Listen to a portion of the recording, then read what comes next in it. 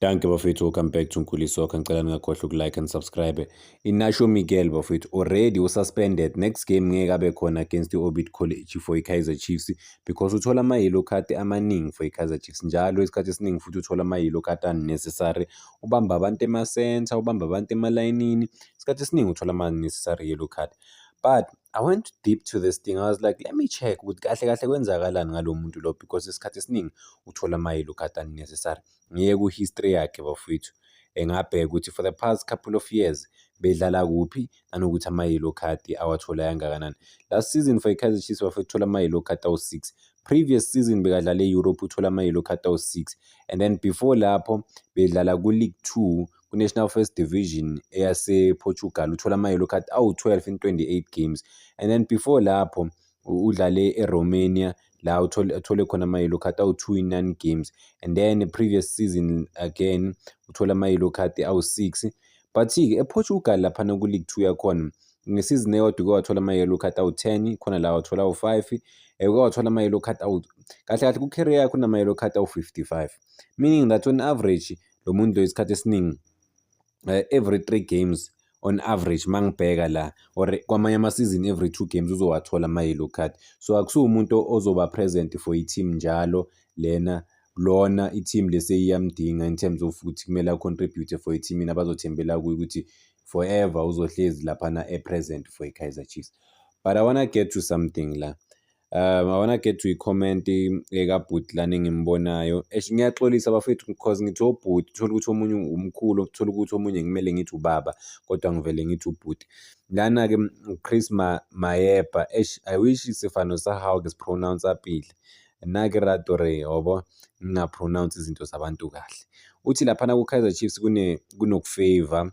Uthi why uMiguel avele wabuya laphana babhentsha uKwinika and uKwinika bedlala kahle kakhulu. Nami I think ngizovumelana nale statement lesi bafowethu. Umuntu ubhentshwa mengadlali kahle but uKwinika i-Kaizer Chiefs before bambhentsha babuya ku-continental level la badlale kahle kakhulu but uKwinika no mistake from yena wenza kahle kakhulu. All of a sudden uKwinika uhlala ebhentshini, which is sad. I think lento le frustrates abantu abaningi because ngiyawabona ama-comment amaningi bafowethu about uKwinika ukuthi why ahlale esebhentshini. They want answers from i-Kaizer Chiefs ukuthi ba-understand ukuthi hayibo uInacho Miguel what is the reason ukuthi aqale leya game leya ubuya ku-injury immediately ungena same time. He made the match day squad and then ususa abantu abadlale kahle noma bebadlala kahle yena mengekho available because of azange abe available overall. So yeah man, it's complicated but coach bayazi ukuthi benzani. But there's something that we have to check bafowethu. We have to check ku-Kaizer Chiefs. Ku-Kaizer Chiefs kuqala isizini already uKwinika uke waba yi-captain but kuqale kuyi-Inacho Miguel i-captain kwaba uKwinika kwaba uKwinika Inacho Miguel manje soku-Peterson i-captain. So okusibonisayo ukuthi okay they are undecided but-ke bathe from now on until isizini iphela i-captain ye-Kaizer Chiefs uPeterson bavele ba-announce kanjalo. Abasitshelanga indaba yama-captains committee laphana ku-Kaizer Chiefs bavele bathi uPeterson uye man. Yeah, why ngithi uInacho Miguel? Peterson uye uzoba i-captain overall. I don't know if lento leni right or enye into bengifuna ukuyimenshina la ukuthi i-Kaizer Chiefs isayina abantu kanjani bafethu, decide kanjani ukuthi isayina abantu nokuthi abanye abantu baya deserve ukudlalela i-Kaizer Chiefs. Ngibuza lento ngoba mangibheka i-history ka-Inacho Miguel njengoba bengishilo udlale eRomania la kudlala khona uNgezane kuleya country but eRomania nakhona udlale ku-second division yaseRomania not ku-Premier Division. Udlale ePortugal nakhona udlale elokhunjana ku-second division yasePortugal not ku-Premier Division and then wadlala Latvia or in le country if ngisho kahle igama lakhona. I remember i-flag lakhona linobu-red or so. I mean that's not a footballing nation. If it was a football nation I would have easily pronounced the word and bengengikhohlwe igama lakhona. Okuzivezelayo ukuthi and then waya ePortugal waya what is this country Angola usayinwa the biggest team eAngola but at the same time bamsayina based ukuthi une-European experience but ebholeni lase-Africa is not proven at all. I-Kaizer Chiefs and yes nayo enye into kumele siyibheke important. U-Inacio Miguel wonke lama teams la umuva mahhala up until i-Kaizer Chiefs ikhipha imali. Udlalela ama-team close to 10 or so lapho nje, close to 10 or plus minus 8, but wonke lama-team lawa wadlaleli lamthole mahhala, bekahamba mahhala up until i-Kaizer Chiefs yamthola. Kanti uma usayina umuntu i-research oyenzayo, wenza i-research kanjani, and then udecide kanjani ukuthi okay, this guy is the one. Umuntu ongadlala lo muntu udlale kuma-division amancane like impilo yakhe yonke bafowethu, yonke impilo yakhe lapha ne-Europe, only for him ukuthi asayinwe the biggest team in the country, world. Yeah, hayi ziyakhala. I'm not saying he's a bad player, but like he was never built for i-team efana ne-Kaizer Chiefs. Mangibheke i-record lakhe, the only big team yaku-Premier Division ile yase-Angola ayidlaleli Petro. That's the only team. And ku-Angola national team akekho nokuba khona.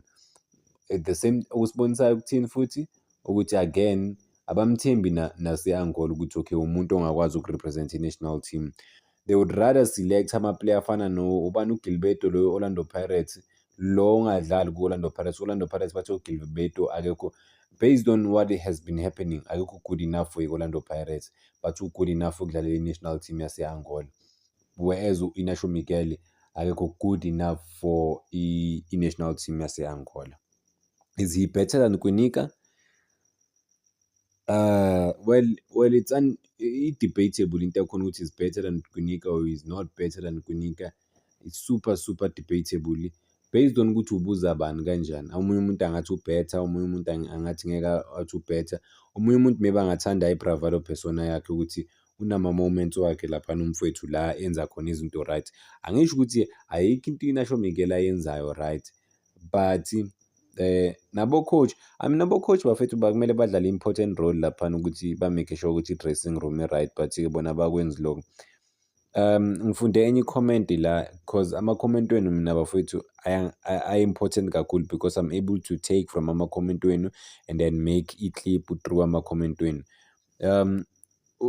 Khona i-comment ethe ku-Kaizer Chiefs aba-create i-competition e-right, because imagine awudlali ubuya ku-injury, but-ke labantu bebadlala kahle throughout wena ungekho available, bakwazile ukudlala kahle kakhulu, but wena uma ubuya ku-injury immediately uyaba-replace labantu laba abadlale kahle abangaconcede that much, uyaba-replace labo bantu. Kusho ukuthi you won't work hard for this thing, but-ke if uyabuya uhlala ebhentshini because abanye abantu baya-perform, uzokwazi uyi-respect opportunity and try and give everything that you have. Every game that you play, you give your all. But if uyazi ukuthi man, you will be given vele leyo opportunity leyo, whether you're doing well or you're not doing well. So that's a different thing. Kodwa ya kukanjalo, i-Inacio Miguel i-record lakhe lama-yellow card awu-55 in 161 games. On average, it's like close to 3 games njalo uthola i-yellow card, uba suspended. Kusho ukuthi season uba suspended multiple occasion or multiple times. Danko bafethu, cela ningakhohlwa uku-like and subscribe. Ngicela laba khona abantu abangibuzayo ngama-banking details, abafisayo ukudonate ukuthi le page ilikhule. Ngisebenzisa i-Standard Bank. If you guys are seeing this thing, ngisebenzisa i-Standard Bank. Danko bafethu.